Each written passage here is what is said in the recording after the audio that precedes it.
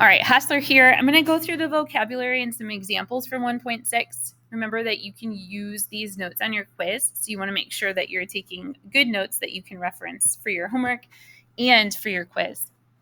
All right, so the first vocabulary word that we're going to do is arithmetic sequence, which I know is not a new vocabulary word, but we are comparing arithmetic to our new vocabulary word, and so I want to have them next to each other.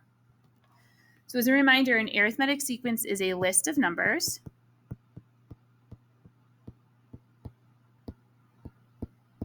created by adding or subtracting. And I'm going to say by plus or minus the same value to each term.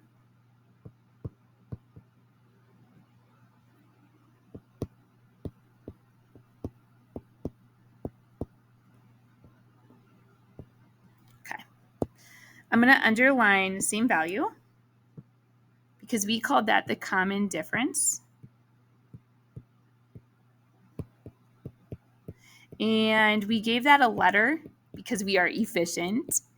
I always say we mathematicians, we are not lazy, we are efficient. And we all understand that common difference is represented by the letter D. Okay, so for example, if I had the list 13, 7, 1, and -5, ... I could say, hey, I noticed that I have to subtract 6 and subtract 6 and subtract 6 to create this list. So this is arithmetic, and my common difference is a -6.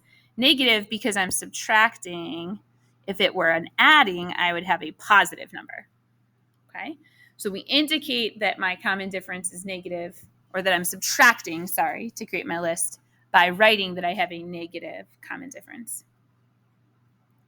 Okay, so my new vocabulary word is geometric sequence.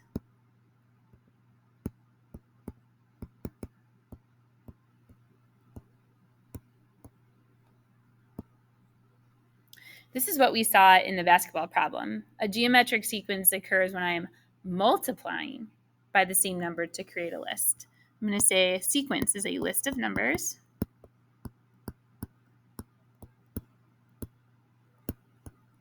created by, and I'm actually going to grab a different color so this stands out, multiplying. We don't talk about it as what I divide by. We talk about what I multiply by. By multiplying by the same value.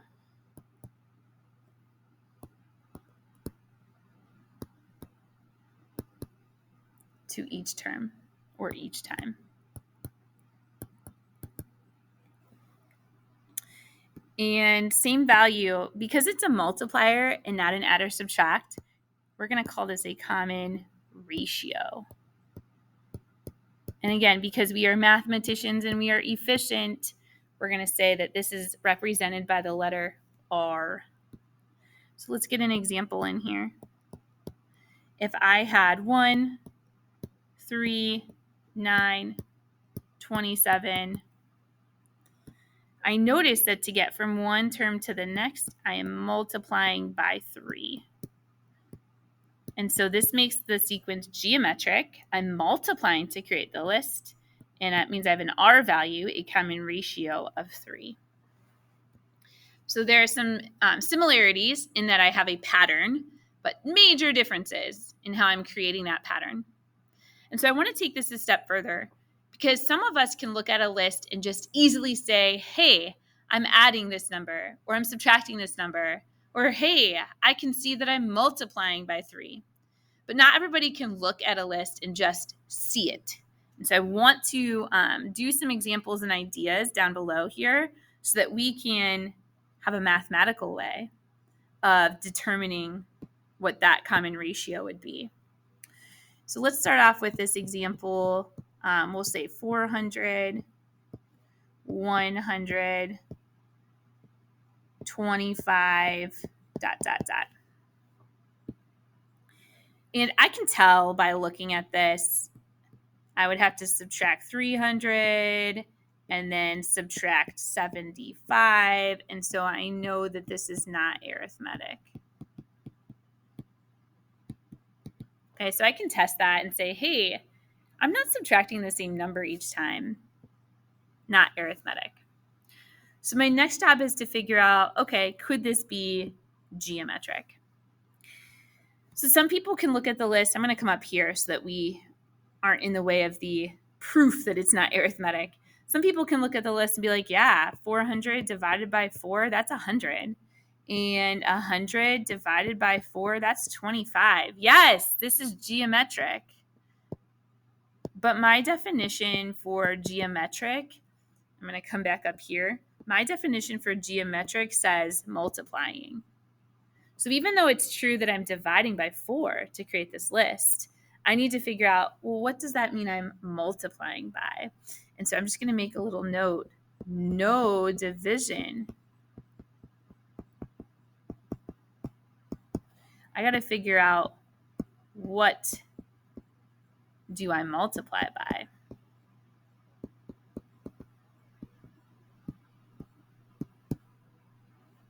And so we can talk about this a couple different ways. The first way is going to always work for you. This is to find, so I'm going to star this, it's going to be a big deal, to find that common ratio, that R value, that what do I multiply by? That's my R value. We're going to say R is equal to a number in the list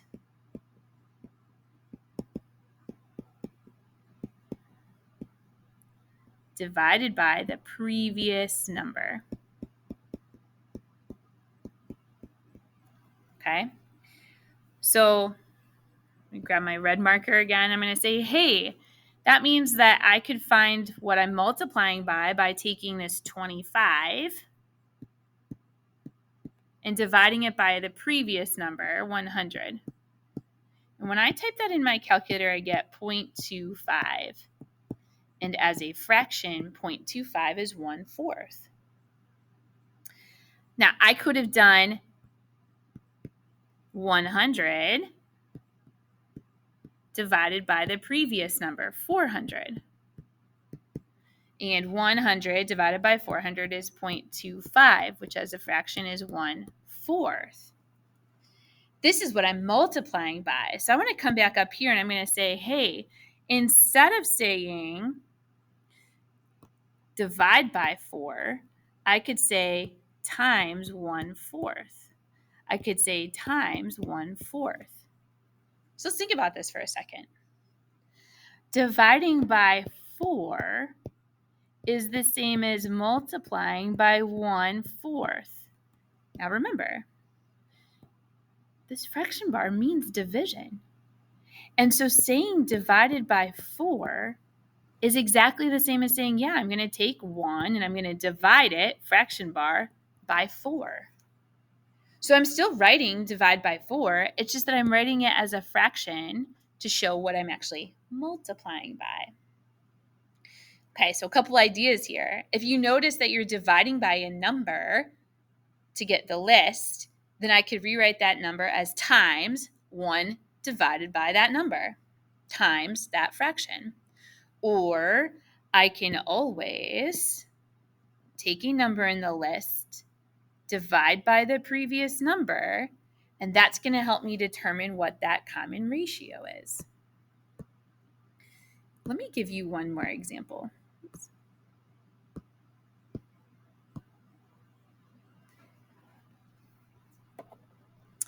What if I have the list 22, 32, 43, 55, ... And I say, is this arithmetic, geometric, or neither? Okay, so I'm going to test the arithmetic. I'll do it in blue like I did up top. Looks to me like I'm adding 10. Oh, let's see. That means I'm adding 11, and I can already tell. See, I'm adding 12. I can already tell that I am not adding the same number each time. So that means that this is not arithmetic.